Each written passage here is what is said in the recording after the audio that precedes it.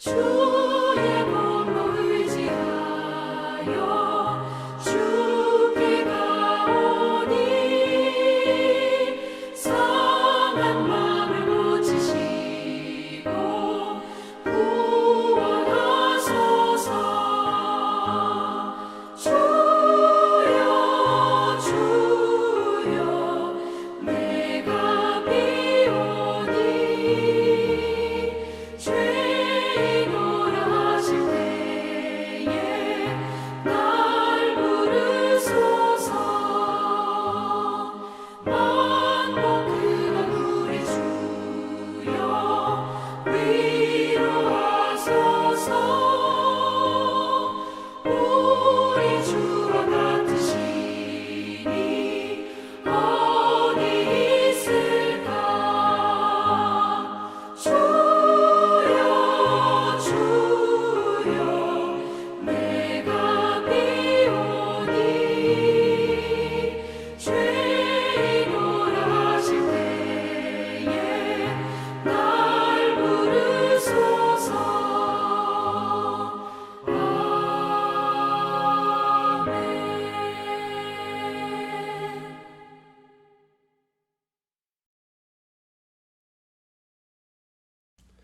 오늘 함께 볼 말씀은 구약 사사기 11장 29절에서 40절 말씀입니다.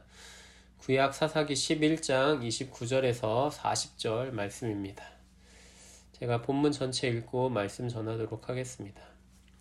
이에 여호와의 영이 입다에게 임하시니 입다가 길르앗과 므낫세를 지나서 길르앗의 미스베에 이르고 길르앗의 미스베에서부터 암몬 자손에게로 나아갈 때에 그가 여호와께 서원하여 이르되 주께서 과연 암몬 자손을 내 손에 넘겨주시면 내가 암몬 자손에게서 평안히 돌아올 때에 누구든지 내 집 문에서 나와서 나를 영접하는 그는 여호와께 돌릴 것이니 내가 그를 번제물로 드리겠나이다 하니라. 이에 입다가 암몬 자손에게 이르러 그들과 싸우더니 여호와께서 그들을 그의 손에 넘겨주시매 아로엘에서부터 민릿에 이르기까지 20성읍을 치고 또 아벨 그라밈까지 매우 크게 무찌르니 이에 암몬 자손이 이스라엘 자손 앞에 항복하였더라. 입다가 미스바에 있는 자기 집에 이를 때에 보라 그의 딸이 소고를 잡고 춤추며 나와서 영접하니 이는 그의 무남 동녀라. 입다가 이를 보고 자기 옷을 찢으며 이르되 어찌할꼬 내 딸이여 너는 나를 참담하게 하는 자요 너는 나를 괴롭게 하는 자 중에 하나로다. 내가 여호와를 향하여 입을 열었으니 능히 돌이키지 못하리로다 하니 딸이 그에게 이르되 나의 아버지여 아버지께서 여호와를 향하여 입을 여셨으니 아버지의 입에서 낸 말씀대로 내게 행하소서. 이는 여호와께서 아버지를 위하여 아버지의 대적 암몬 자손에게 원수를 갚으셨음이니이다 하니라. 또 그의 아버지에게 이르되 이 일만 내게 허락하사 나를 2달만 버려두소서. 내가 내 여자친구들과 산에 가서 나의 처녀로 죽음을 인하여 애곡하겠나이다 하니 그가 이르되 가라 하고 2달을 기한하고 그를 보내니 그가 그 여자친구들과 가서 산 위에서 처녀로 죽음을 인하여 애곡하고 2달 만에 그의 아버지에게로 돌아온지라. 그는 자기가 서원한 대로 딸에게 행하니 딸이 남자를 알지 못하였더라. 이것이 이스라엘의 관습이 되어 이스라엘의 딸들이 해마다 가서 길르앗 사람 입다의 딸을 위하여 나흘씩 애곡하더라. 아멘. 소위 말해 출신이 천했던 입다는 자신의 아버지의 집에서 쫓겨나게 됩니다. 그는 다른 형제들과 달리 그의 아버지의 정부인의 출생이 아니었습니다. 심지어 그의 어머니는 기생이었습니다. 우리말 성경 이 개역개정판은 그녀의 출신을 기생이라고 어느 정도 점잖게 표현했지만 사실 그녀는 몸을 파는 여인이었습니다. 비록 입다는 출신은 천했지만 그의 능력만큼은 탁월했던 것 같습니다. 성경은 그를 큰 용사라고 말하고 있습니다. 하지만 결국 그는 정부인의 출생도 아니고 심지어 기생의 출생이었기 때문에 집안에서 괄시를 받다가 아버지의 어떤 유산도 받지 못한 채로 쫓겨나게 됩니다. 그런데 어느 날 입다에게 기회가 찾아옵니다. 입다가 살고 있던 곳은 길르앗이라는 지역인데 그 지역의 동쪽 방향으로 바로 옆에 있는 암몬이라는 왕국이 있었습니다.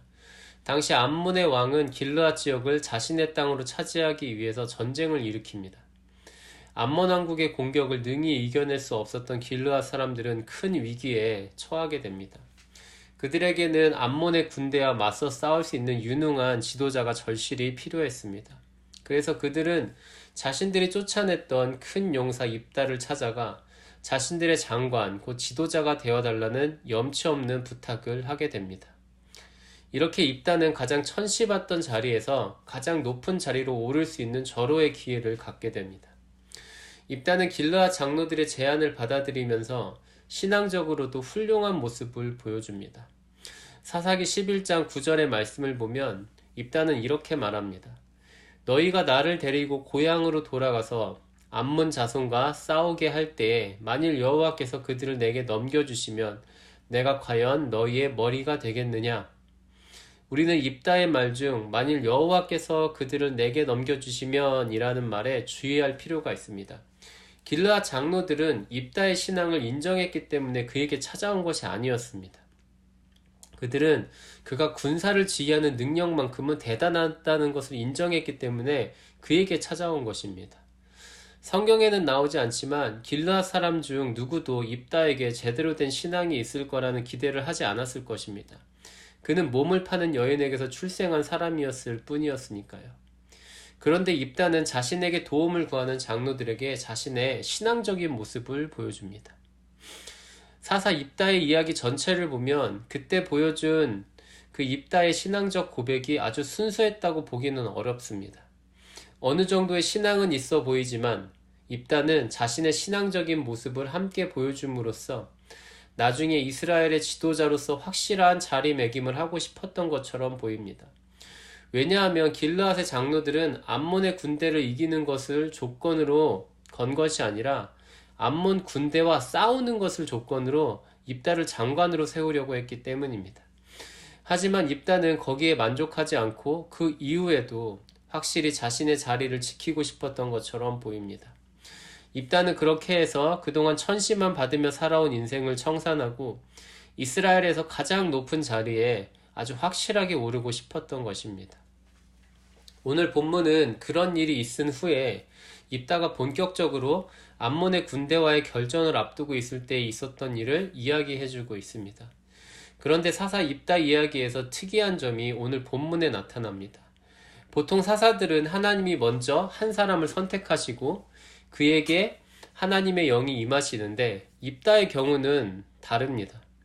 이스라엘 사람들이 입다를 자신들의 지도자로 세웠을 때에도 그렇고 또 입다가 이스라엘의 지도자로서 암몬의 왕과 논쟁에서 이겼을 때까지 하나님은 그에게 그의 영을 내리시지 않으십니다. 그리고 나중에 입다가 본격적으로 군대를 이끌고 암몬으로 향할 때가 돼서야 하나님의 영이 그에게 임하십니다.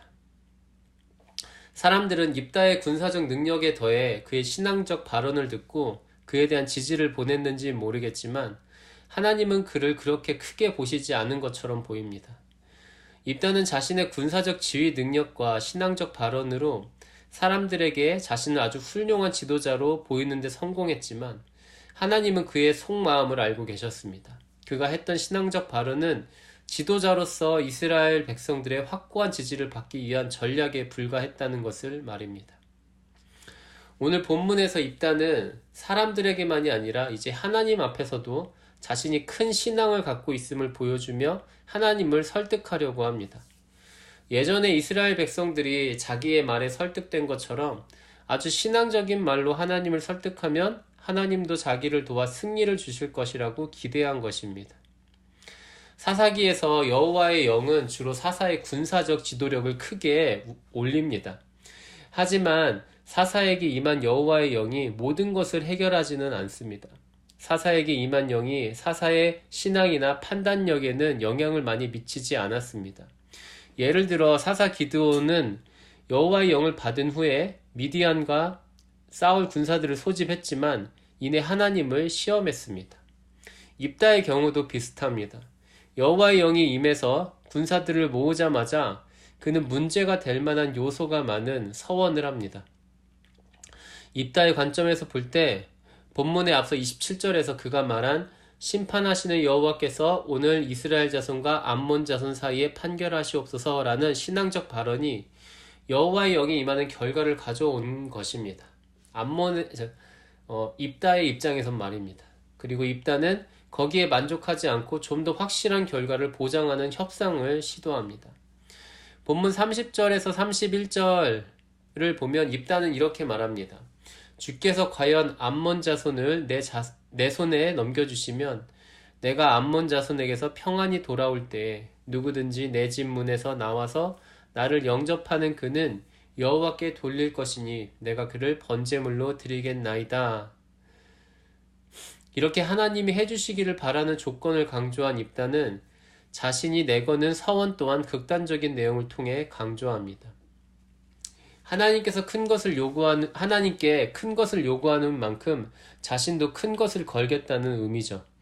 본문에서 누구든지와 또 나를 영접하는 그는으로 번역된 히브리어 원문은 무엇이든 나를 만나는 그것은 이라고도 번역될 수 있습니다. 이것을 봤을 때 입다의 서원의 내용은 사람과 동물, 남자와 여자 모두에게 해당될 수 있을 만큼 유연하고 포괄적입니다. 사실 서원의 내용이 포괄적일수록 입다도 하나님께 많이 거는 것이 되는 것입니다. 입다의 서원 마지막 구문을 문자적으로 번역하면 그는 여호와께 돌릴 것이다. 그리고 내가 그를 번제물로 드리겠나이다 정도가 됩니다. 여기서 마지막 두 문장을 연결하는 접속사 그리고 라는 이 접속사가 있는데요. 히브리어로는 부라고 합니다. 이 접속사를 두 개의 선택적 서원을 연결하는 뜻으로, 그러니까 또는 이라는 뜻으로 이해할 수도 있습니다. 이 경우 입다의 서원은 그는 여호와께 돌리거나 내가 그를 번제물로 드리겠나이다 정도가 됩니다. 그러면 즉 사람이 나올 경우 여호와께 돌리고, 그래서 성전에서 봉사하게 하고 평생, 그리고 짐승이 나올 경우 번제물로 드리겠다는 선택적 서원으로 해석될 수도 있습니다. 하지만 이 접속사, 아까 말씀드린 부라는 이 접속사를 앞의 내용을 부연 설명하는 접속사로 사용하는 것은 문법적으로 잘 확립된 용법입니다. 이게 무슨 말이냐면은 결국에는 앞의 내용을 좀 더 확실하게 말한다는 뜻입니다. 이것 또는 이것이 아니고 앞에서 이미 얘기한 것을 더 확실한 설명으로 부연해서 설명하는 그 의미에서 이 그리고라는 접속사가 쓰여졌다라고 하는 것입니다. 그러면 이 경우의 서원은 그는 여호와께 돌릴 것이니 즉 내가 그를 번제물로 드리겠나이다가 됩니다. 이 두 가지 가능한 해석 중에서 후자가 본문의 상황을 잘 반영하는 것으로 보입니다. 앞에서 살펴본 것처럼 입다의 하나님에 대한 이해는 온전하지 않았기 때문입니다. 또 그런 입다는 이방문의 영향을 받아 암몬의 신 그모스처럼 여호와도 사람 번제를 받으시는 분으로 생각했을 가능성이 무척 크기 때문입니다. 입다가 여호와의 영이 임한 후에 서원한 이유와 서원의 성격에 대해서 생각해 보겠습니다. 우선 서원의 시점이 꽤 부자연스럽습니다. 본문에서 30절 또 31절을 건너뛰고 읽어보면 이 서원이 이야기의 자연스러운 흐름을 끊고 있다는 것을 느낄 수 있습니다. 29절에서 여호와의 영이 임하고 군사들이 모인 것이 32절의 전투와 승리로 바로 이어지는 편이 더 자연스럽습니다. 그런데 여호와의 영이 임하고 전투 준비가 끝난 시점에 입다가 전투를 시작한 게 아니라 서원을 한 것입니다. 기드온의 양털 시험도 똑같은 문제를 지니고 있었습니다.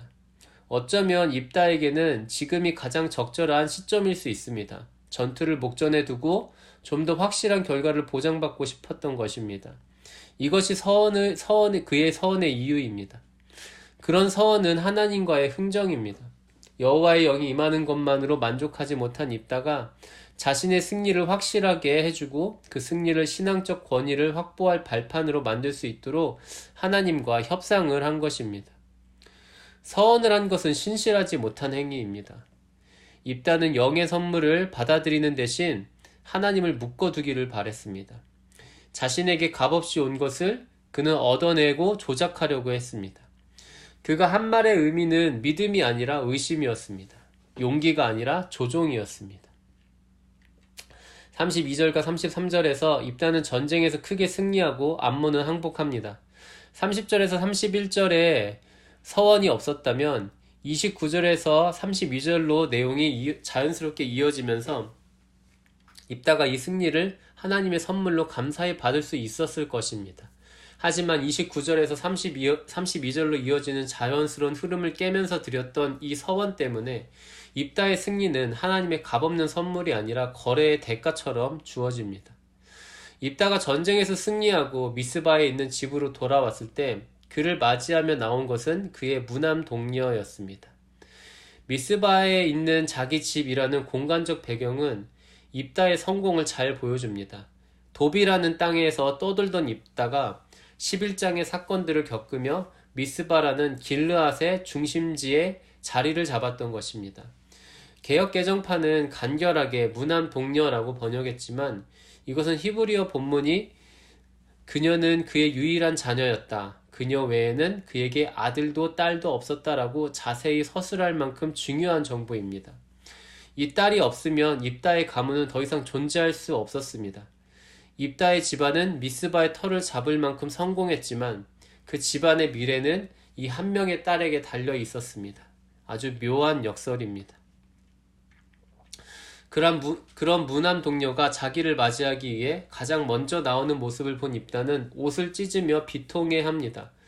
그런데 그는 딸의 죽음 자체보다 그 죽음이 자신에게 미치는 피해에 대해 더 괴로워하는 것처럼 보입니다.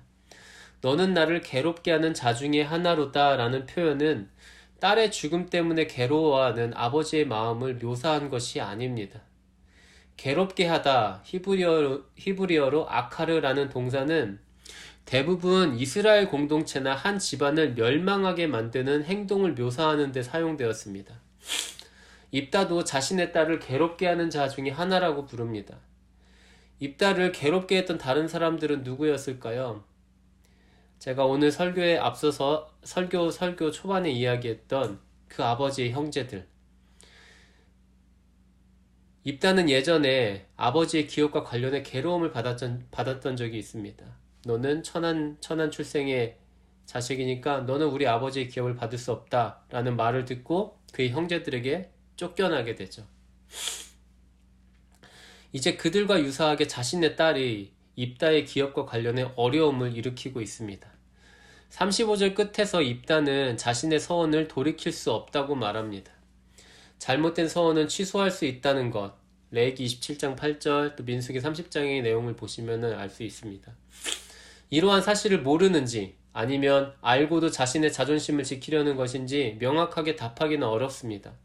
몰랐다면 그것은 지도자조차 율법의 무지한 이스라엘의 타락상을 보여주고 있는 것이고요. 또 알았다면 딸의 목숨보다 자신의 자존심을 중시하는 비정한 모습을 보여줍니다. 서원을 취소하고 딸을 죽이지 않는 것이 구체적인 율법 규정뿐 아니라 사람을 존엄하게 여기는 구약의 정신을 아는 바람직한 지도자의 모습이었겠지만 입다는 그렇지 못했습니다. 자신만을 생각했던 아버지 입다와 달리 그의 딸은 아버지를 위합니다. 그리고 그 기초에는 입다를 위해 일하신 하나님의 역사에 대한 감사함이 있었습니다. 이름이 알려지지 않은 입다의 딸은 죽기 전 2달의 시간을 부탁합니다. 입다는 뛰어난 언변으로 성공가도를 달려왔습니다. 그러나 딸의 부탁을 들은 입다의 말은 가라 라는 짧은 한마디였습니다. 그의 언변은 더 이상 의미가 없었습니다. 37절과 38절에 처녀로 죽음을 인하여 애곡하다에서 죽음을 이라는 번역어는 히브리어 본문에는 없지만 번역자가 본문의 의미를 명확히 하기 위해 사용한 표현입니다. 즉 문자적으로는 처녀로 인하여 애곡하고 라고 번역할 수 있습니다.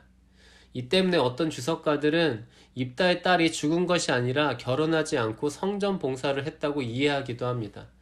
이와 더불어 서원한 대로 딸에게 행하니 딸이 남자를 알지 못하였다. 딸이 남자를 알지 못하였더라는 진술을 입다가 그의 딸을 결혼시키지 않고 평생 성전에서 섬기게 만들어 그 결과 딸이 남자를 알지 못하게 되었다라고 이해하기도 합니다. 그러나 히브리어 본문에서 딸이 남자를 알지 못했다는 진술은 앞 사건의 부대 상황을 설명하는 구문으로 서술되어 있습니다. 따라서 이 진술은 서원을 지킨 결과가 아니라 서원을 지킬 때 딸의 상황을 설명하는 것으로 보는 것이 가장 적절합니다. 즉 입다는 31절에서 서원한 대로 딸을 번제로 드린 것입니다. 입다의 딸은 자손을 남기지 못하고 죽었습니다. 그러나 그녀의 죽음은 이스라엘의 역사 가운데 기억되고 기념됩니다. 입다는 자신의 집안이 사라지는 것에 대해 괴로워했지만 입다의 집안은 그의 협상력을 통해 얻은 권력이 아니라 이름 없이 또 자손 없이 폭력적으로 때 이른 죽음을 당한 딸의 죽음을 통해 이스라엘의 기억 속에 남게 됩니다. 말씀을 맺겠습니다. 믿음은 신용이 아닙니다. 우리 사람들끼리는 신용 상태를 따지고 그러고 난 다음에 그 사람과 관계를 맺고 거래를 하려고 하지만 하나님께서 우리에게 원하는 것은 믿음이지 신용이 아닙니다. 어떤 상황에 있든지 하나님께서 가장 좋은 길로 인도해 주실 것이라는 마음을 갖고 하나님을 온전히 의지하는 것이 믿음입니다. 한결같이 변함없는 신용은 오직 하나님께만 있습니다. 그에 비하면 우리의 신용은 그냥 아무것도 아닙니다. 하나님의 그 한결같이 변함없는 신용을 우리는 신실함이라고 부릅니다. 오늘도 하나님께 뭔가를 내세워 우리의 요구를 말하는 것이 아니라 언제나 신실하신 하나님을 의지하며 하나님의 은혜를 구하는 우리가 되기를 바랍니다. 함께 기도하겠습니다. 거룩하고 자비하신 하나님 아버지, 우리가 뭐라도 되는 것처럼 사람들 앞에서 또 더 나아가 하나님 앞에서 내세울 만한 것이 있다는 생각을 버리게 해주옵소서. 하나님이 우리에게 뭔가 신용이 있다고 여기셔서 우리를 돌봐주시는 것이 아니라 그저 은혜로 우리를 불쌍히 여기셔서 하나님의 자녀로 삼아주신 것을 잊지 않도록 인도해 주옵소서. 오늘도 하나님의 신실하신 사랑을 의지하며 도움을 구합니다. 그 크신 사랑으로 오늘 하루도 안전하고 평화롭고 복된 삶을 살 수 있도록 인도해 주옵소서. 예수님의 이름으로 기도합니다. 아멘. 하늘에 계신 우리 아버지여, 이름이 거룩히 여김을 받으시오며 나라의 임하옵시며 뜻이 하늘에서 이루어진 것 같이 땅에서도 이루어지이다. 오늘날 우리에게 일용할 양식을 주옵시고 우리가 우리에게 죄 지은 자를 사하여 준 것 같이 우리의 죄를 사하여 주옵시고 우리를 시험에 들게 하지 마옵시고 다만 악에서 구하옵소서. 대개 나라와 권세와 영광이 아버지께 영원히 있사옵나이다. 아멘.